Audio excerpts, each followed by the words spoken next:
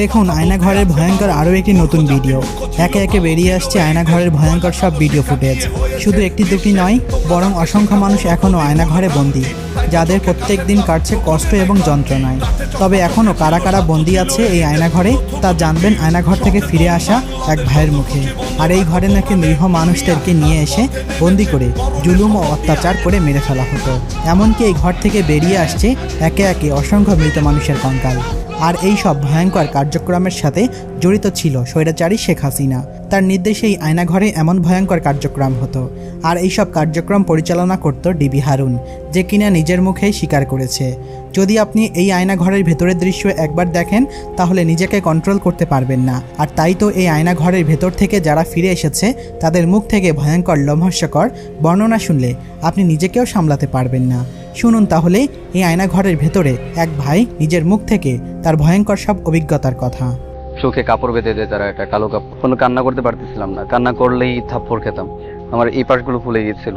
তোদেরকে এই ক্ষমতা দিল কে যে তোরা সরকারের বিরুদ্ধে গিয়ে তোরা কথা বলছিস? তারা আমাকে কোনো খাবার দেয় নাই, পানিতে কালো কালো মরিচে মিশিয়ে রাখতো। এত টর্চার থেকে মরে যাওয়াই বেটার। আন্দোলন যখন থেকে শুরু হয় আমাদের ঘেরাও করে রেখে, সম্ভবত ক্যাম্পাসের ভিতর থেকে আমরা পরবর্তীতে জেনে পেরেছি যে ক্যাম্পাসের ভিতর থেকে নিউজ দিয়েছে আমাদের ব্যাপারে যে তারা এখানে ইয়ে করছে, তাদেরকে নিয়ে যান বা হচ্ছে এটা আপনারা দূর করুন। ডিবি এসেছিল আর কি, ডিবি পোশাকে এসেছিল এবং 5টা তাদের গাড়ি নিয়ে এসেছিল। এসে শুধুমাত্র আমাকেই ধরে নিয়ে গেছিল সেখান থেকে। আমি আসলে তাদের মোটিভটা তখনই বুঝতে পেরেছিলাম যখন হচ্ছে আমাকে ধরে গাড়িতে উঠিয়েছিল। তখন খুব বাজেভাবে বকতে বকতে আর মারতে মারতে বলছিল যে তোরা আন্দোলন করছিস, গালি দিয়ে তোদেরকে এই ক্ষমতা দিল কে যে তোরা সরকারের বিরুদ্ধে গিয়ে তোরা কথা বলছিস? শুরু থেকে যদি বলতে হয়, যখন আমাকে ডিবির গাড়িতে উঠানো হয়েছিল বারবার আমার এই পাশে ও পাশে ঘুষি মারছিল। আমার এই হাতটা ভাঙা ছিল, আমি ঝুলিয়ে রাখতাম। প্লাস্টার তখন খুলে ফেলেছিলাম, ঝুলিয়ে রাখতাম।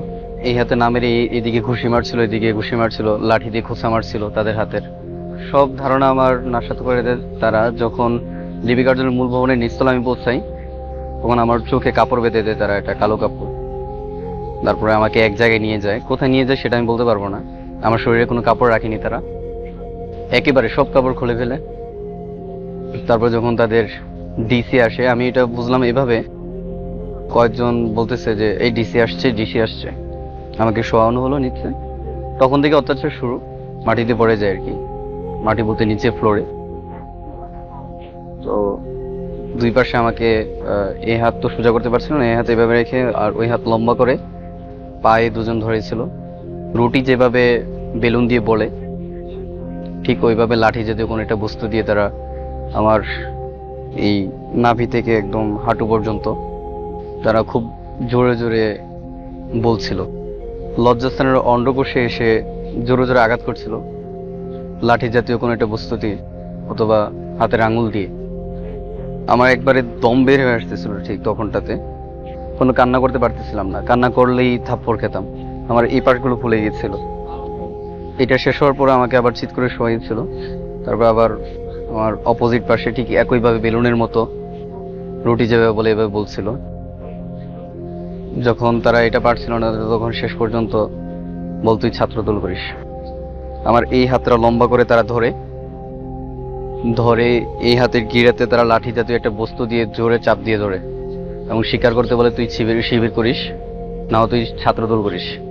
তোর পিছনে যারা ছিল সবাই শিবিরের ক্যাডার অথবা ছাত্রদলের ক্যাডার।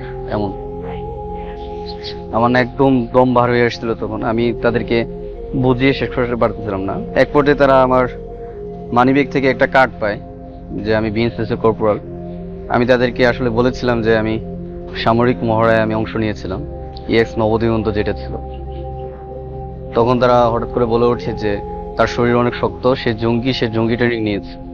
তখন আরো মারতে থাকে একদম, তখন বাড়ি দিতে থাকে বারবার আমার এইগুলোতে এবং বলছিল বারবার যে তোর হাতটা আমি ভেঙে দেবো। এক হাত ছাত্রলীগ ভেঙেছে, আরেক হাত আমরা ভেঙে দেবো।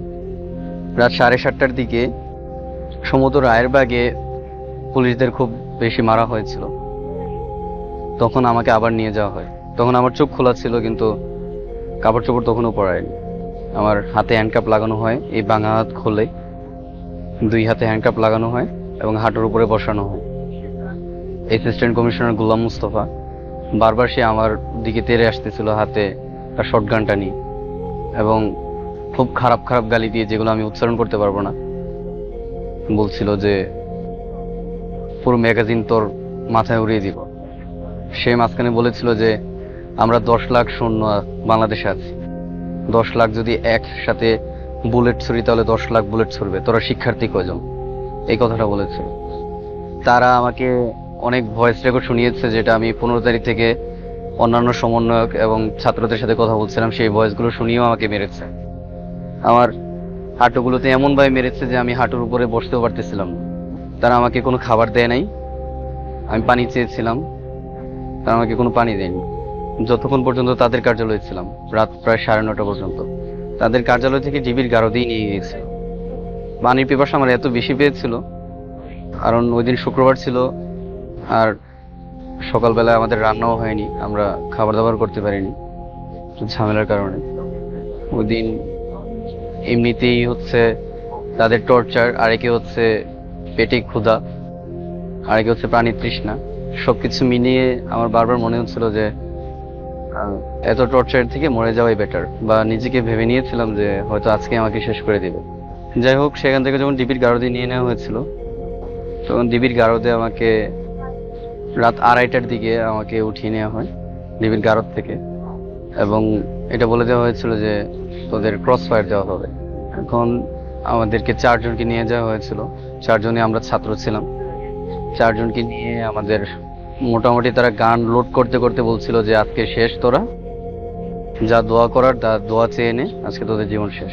তখন আসলে আর অন্য কিছু ভাবছিলাম না, তখন আসলে দোয়াই পাঠ করছিলাম, দোয়া করছিলাম যাতে বাবা মা ভালো থাকে। গাড়িতে উঠানো হয়, খুব বড় একটা স্কোয়াড দিয়ে তারা নিয়ে গেছিল রমনা পার্কের যে শিশু পার্কটা ছিল, সেখানে নিয়ে আমাদেরকে 4 জনকে নামানো হয়। আমার হাতে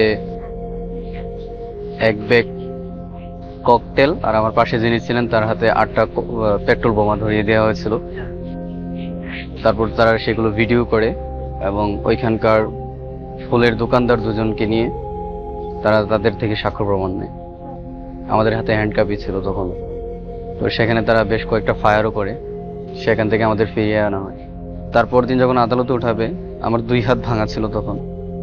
আমি তাদেরকে কেঁদে কেঁদে বলছিলাম যে ভাই আমাকে ডাক্তারের কাছে যেভাবে হোক নিয়ে যাও, আমি আর এখানে টিকতে পারতেছি না। তখন কনস্টেবল বেলাল এসে বলতেছে যে তুই যদি দেখার যে তোর হাত ব্যথা, তাহলে তোকে আর পাঠানো হবে না, তোকে এখানেই রেখে দেওয়া হবে।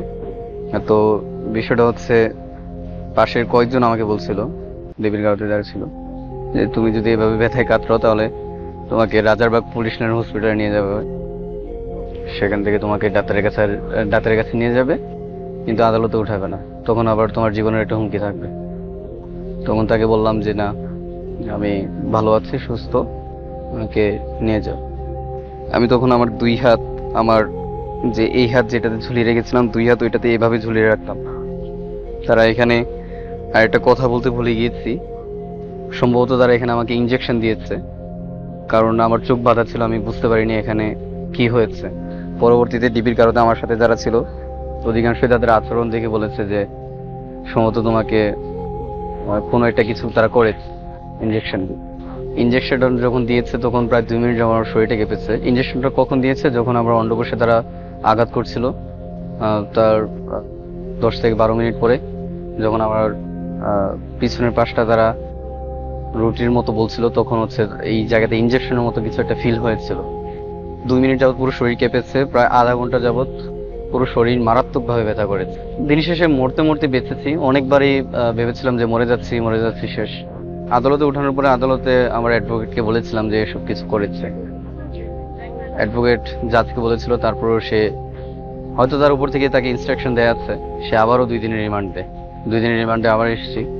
সেখানে যদিও কোনো জিজ্ঞাসাবাদ বা কোনো কিছু করেনি, আমার মোবাইলটা তারা আমার মোবাইলটা মেরে দিয়েছে, এবং সেই দায়া তারা আমার উপর চাপিয়েছে।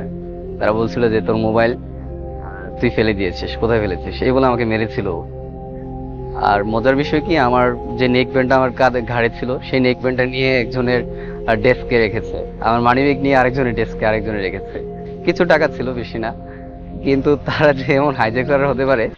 একজন আমাকে জিজ্ঞাসাবাদের সময় জমা তালিকা লিখছিল, তখন বলছিল যে তোর থেকে কি কি নেওয়া হয়েছে। আমাদের আয়ুধ ছিল আর কি, রাহুল ঢাকা বিশ্ববিদ্যালয়ে পড়তো, সে ইনভেস্টিগেটিভ অফিসার আর কি আমার।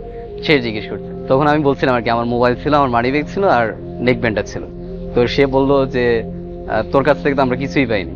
আর আমি আসলে কিছু বলছিলাম না, কারণ এরা যা বলে তাই আমাকে মেনে নিতে হবে, অলরেডি বুঝেই গেছে। তো আমি চুপচাপ। তো সে আমার চেহারা দেখে সে চিল্লান দিয়ে বলছিল যে এই কে, তার কোনো কিছু নিয়েছিস কিনা। তখন একজন তার ডেস্ক থেকে মানে বের করছিল আর কি। বেশ কয়েকবার বলার পরে একজন তার ডেস্ক থেকে আমার নেক ব্যান্ডটা বের করে দিচ্ছিল, আর আরেকজন তার ডেস্ক থেকে আমার মানি ব্যাগটা বের করে দিচ্ছে। এতেই আমি নিশ্চিত আর কি তাদের মধ্যেই কেউ আমার মোবাইলটা মেরে দিয়েছে।